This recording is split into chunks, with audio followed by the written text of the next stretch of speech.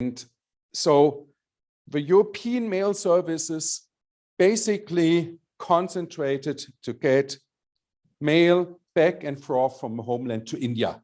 This is what they did, yeah. In parallel, the domestic mail system set up by local rulers, yeah, still maintained.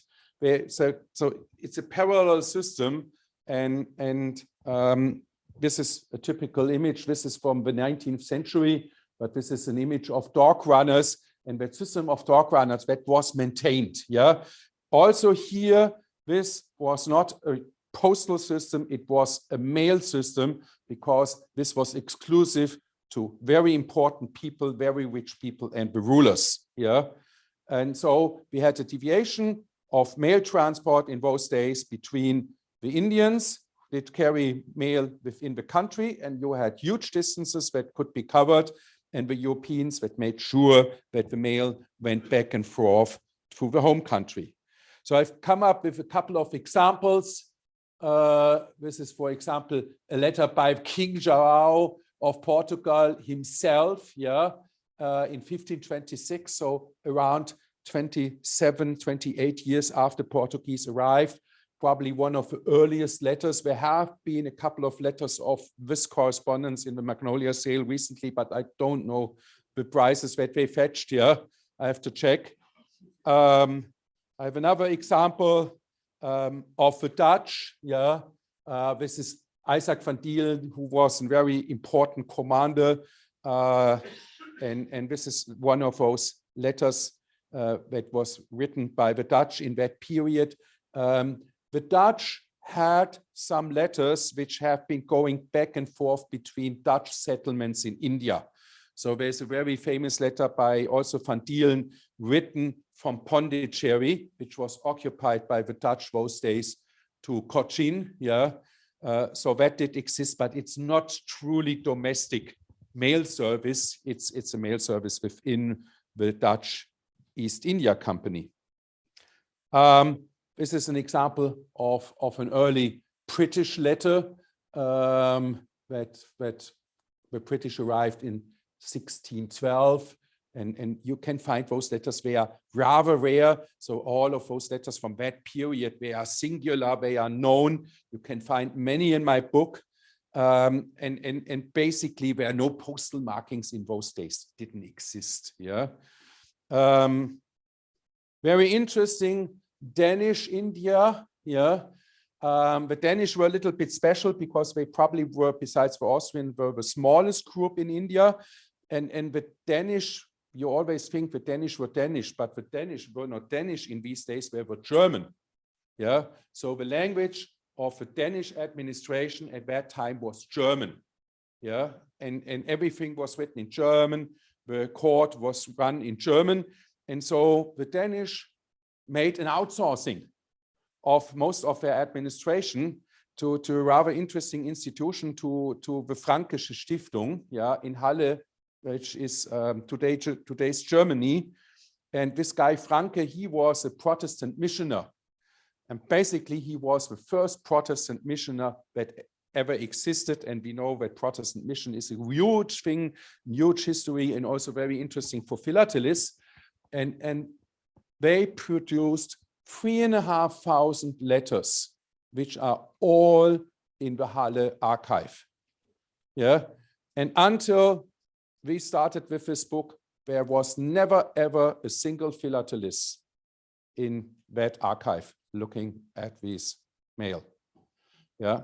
So this is the biggest and largest collection of mail between India and Europe, much larger than any collection that you can find in British archives, yeah, because these guys, they have been meticulously doing their archiving, and it's really, really interesting. Also, these guys, they wrote journals and they wrote books, and actually the books of the Franke Institution were then translated into English, and they have been bestsellers in the 17th and 18th century, sold through publishers in London. And I always think that this must have been a motivation to the British to invest more into India, because the German missionaries in Danish India wrote books about the trade in India. So this is very, very interesting. And this is one of his beautiful letters by a guy called Ziegenbalg. Ziegenbalg was a Protestant priest, and he was the first one to import a printing press from Halle to Trankebar in Danish India. Was the first printing press in India. And he also was the first one to translate the New Testament into Tamil language. Yeah, so these printings also still do exist. Yeah, and as you can see, you always find these pictures which try to make the places look very beautiful. Yeah, I'm not so sure how beautiful they are. The Dansborg Burg Castle is still around. It still exists, and people like to take photos of it and post it on Instagram.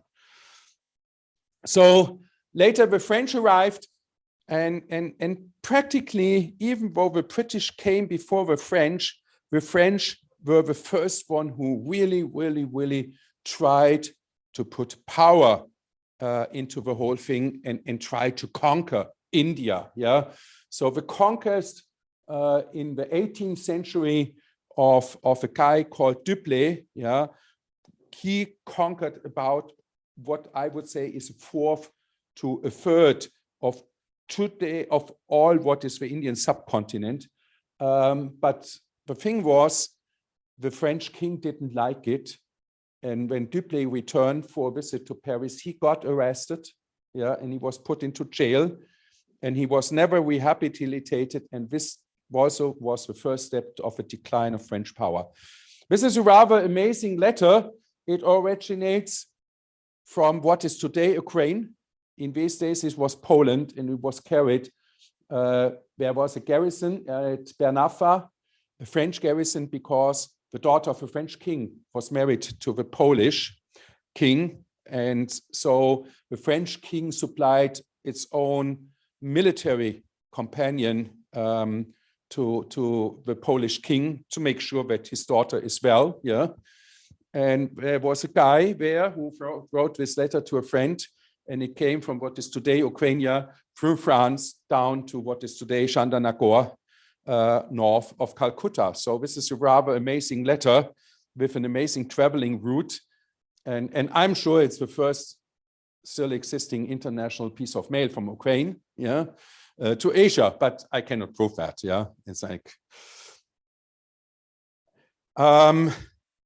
Then most interesting, the Belgians arrived, or the Austrians. It's like there was no term Belgium in those days, but they arrived. They have not been staying very long.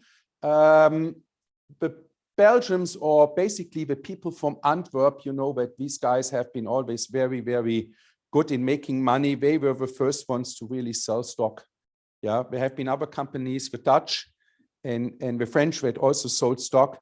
But the Belgians were very successful with that, and the French didn't like it. Yeah.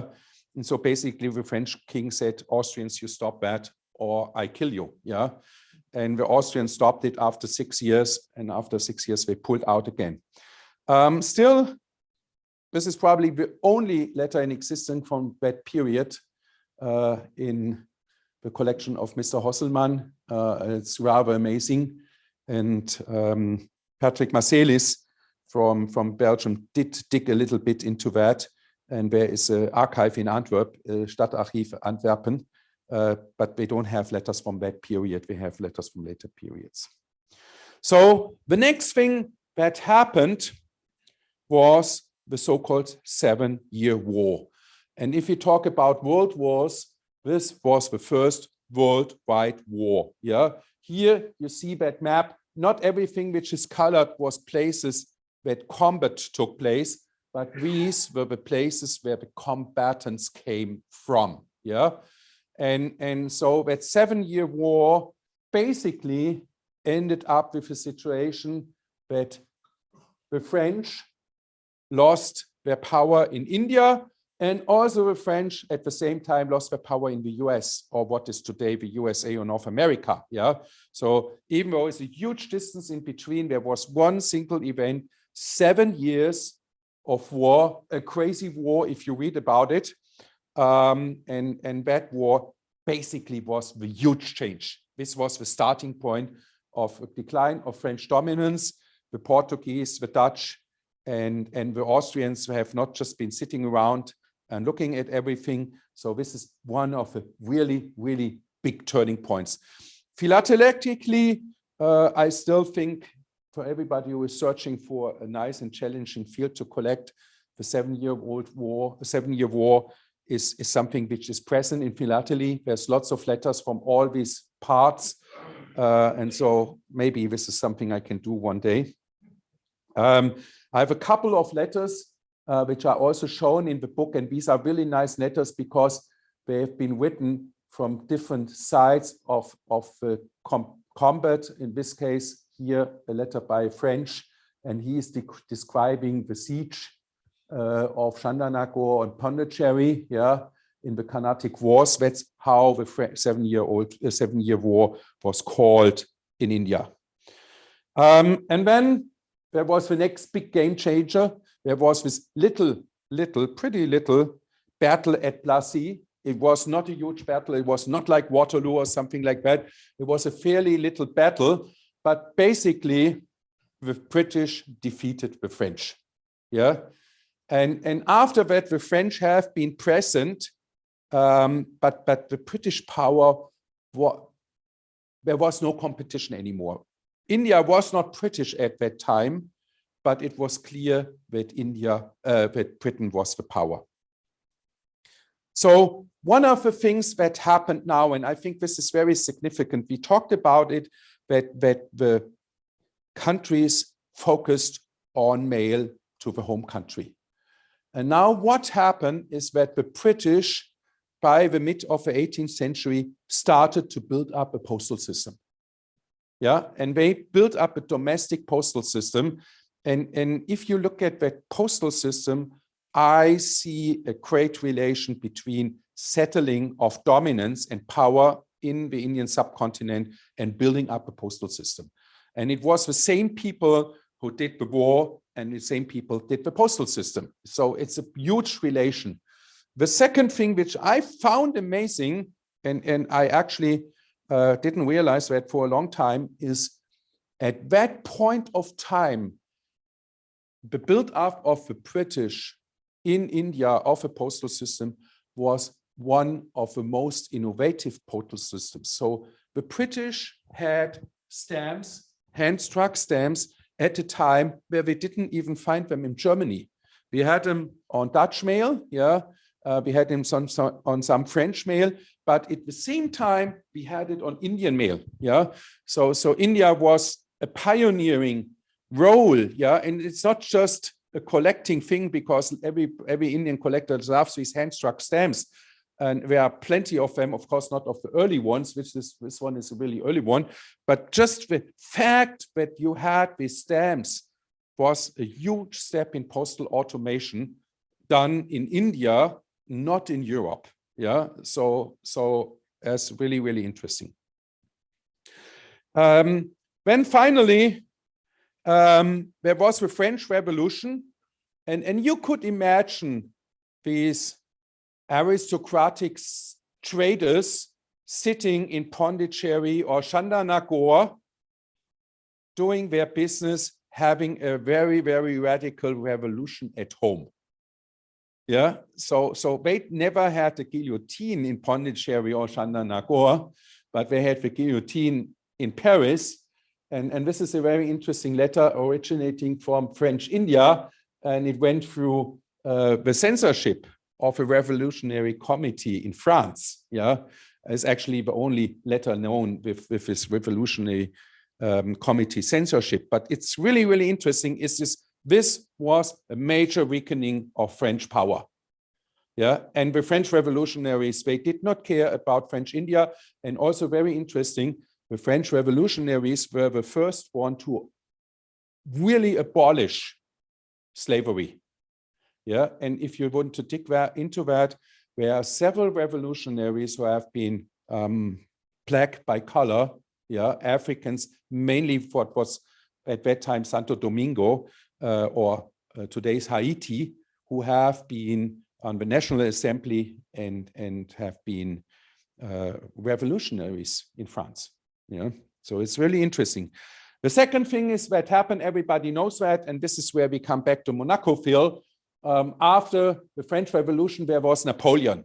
And Napoleon thought he can conquer the world, and he was not successful. We all know that. So I don't want to go into Napoleon, but basically, the defeat of Napoleon was a total defeat. Yeah, and there have been some warfare. For example, 1808, there has been warfare in front of Pondicherry. This is a letter by a British officer in the Bay of Pondicherry writing about a struggle with the French and the Danish here. So that happened, but ultimately everything ended and it was over. Yeah.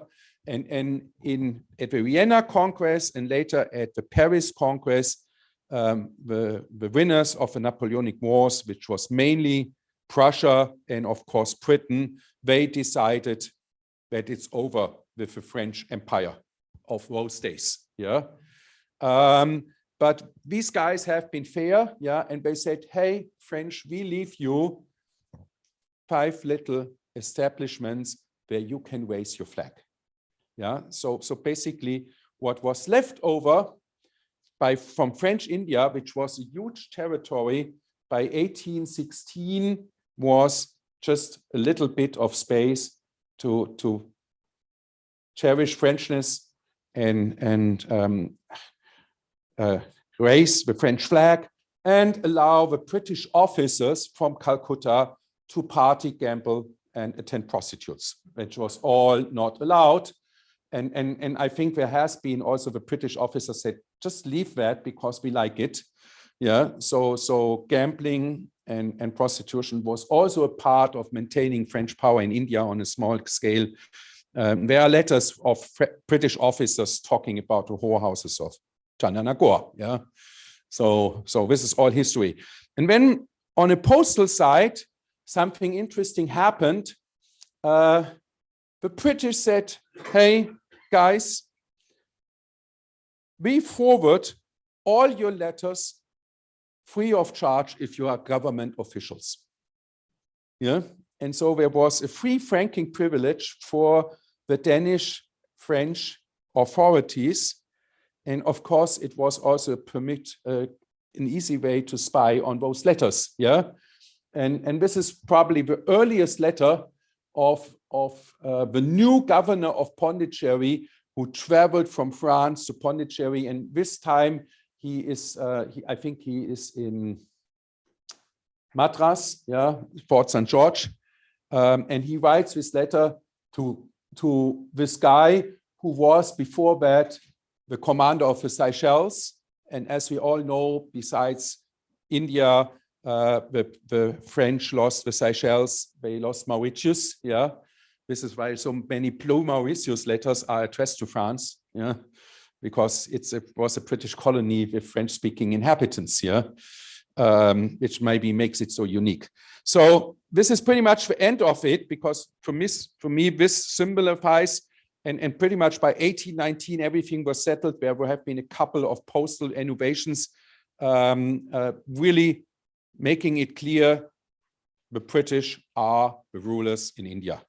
So thanks a lot for listening, and sorry for the inconvenience on the technical side. And everybody who is on Zoom, thanks a lot for listening. And if you have any questions, I feel free. Yeah. 2 questions. After the 7 Years' War, you said the French king was unhappy with the conquest that the French were making? Yeah. Why? Very simple. With the French conquest, and the same thing happened to the British, you know that. These were private ventures. Yeah. And basically, the guy said, hey, we conquered this beautiful country for you, send your money, send your army. Yeah. And whereas the British did that and took over from the British East India Company, the French king said, you are stupid. I don't take over that piece of bullshit. And it's not offensive to the Indians, but there was a different way of thinking. So it was really about that, because that was all private. It was private armies. It was private administrations. Actually, except the Portuguese, which was government from the first day, it was never really public. Also the Danish king, he owned the largest shares of the company who conquered Danish India, but it was not Denmark. Yeah, it was not France. It was not Britain. It was private property. Yeah, and so this is the most significant part of it. The second question is the end of the Napoleonic Wars was the end of the French rule in India. That was why you picked 18. Yeah, exactly. Yeah. And pretty much there has been a series of conferences, both and regulations, both on the political side, on the male side, like the King's Post and all that. And that pretty much with 1819, it's all settled. Yeah, and this is why I took the date. And for me, then a new history starts, which is amazing, but it's only British. There was no, the other ones were basically raising the flags, yeah? And for me, it's really questionable. Does it make sense? For example, you have the Waghorn letter, which was sold at Magnolia auction. And it's a Waghorn letter from India. But by accident, it originates from Pondicherry, which makes people pay 5 times as much as for a usual Waghorn letter. But there is no sense behind it, because there was only one India at that time left. Yeah, of course, there were 3 districts, but it was British India. It was British. It was not French India, even though it originated from French India. I would like to come back to the letter addressed to Belgium, and ask if there were some postage marks on it. And for that, that this was a time when, like, the mail system develops to a postal system. Yeah, it's like the Belgians, like the first period, which was 6 years, about 6 years, no postmarks at all. Yeah, and where the Belgians came back again for 6 years later, but they didn't show those items. These items are in the Antwerp Museum. They never received any marks. Yeah, so the only countries that used marks were the Dutch. Yeah, they had these VC Stuyver cancels, yeah, which are virtually unknown, really used back and forth to India. Yeah, they originate from in today's Indonesia and the Cape of Good Hope, but there are some which do exist from Ceylon or India, but it's really, really rare. The Portuguese didn't do anything. They had one single marking, Correios Maritimos, which they introduced, but this was not a payment marking. It was a routing marking. And the French didn't do anything until they opened regular post offices. Yeah. And basically, as we all know, the Portuguese opened post offices, the French opened post office. The Danish didn't open post office because they sold their lands by 1828. Yeah.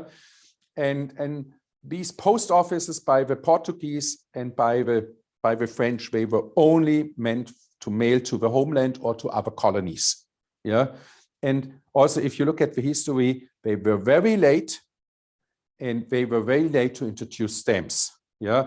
And there's a lot of correspondence about that. And basically, the local governors in Portuguese India and French India said, we don't want to offend our British friends. Yeah, because they knew that putting up and down their flag was purely on gratitude by the British. Yeah, so they didn't want to offend, but one day they decided stamps is a nice thing and we want to cater to future philatelists that they can write nice books. Yeah. Okay. Yeah, one more question. You mentioned the Portuguese influence. Can you give us some information about Goa? Goa was the capital of Portuguese India. but Portugal had up to 20 different places. In the end, it was 3 different places, yeah. And there was a British post office in Goa during the British occupation of Portuguese India. And as we all know in history, the British were asked by the Portuguese king during the Napoleonic Wars to help them, yeah. But it's not sure if it's a friendly occupation or an unfriendly occupation, but the British forces in Goa, they used the cancel around 1800, but it was not an open post office. It only exists on British military mail. It's like 1 or 2 known, yeah. And little later, the Portuguese gained back the colony. They introduced this Correios Marítimos cancellation for all Portuguese colonies, yeah. But they do exist on mail between Portuguese India and Portugal. And it took many, many, many years until the Portuguese really opened own post offices. Yeah. Okay, so thanks a lot and have a great show.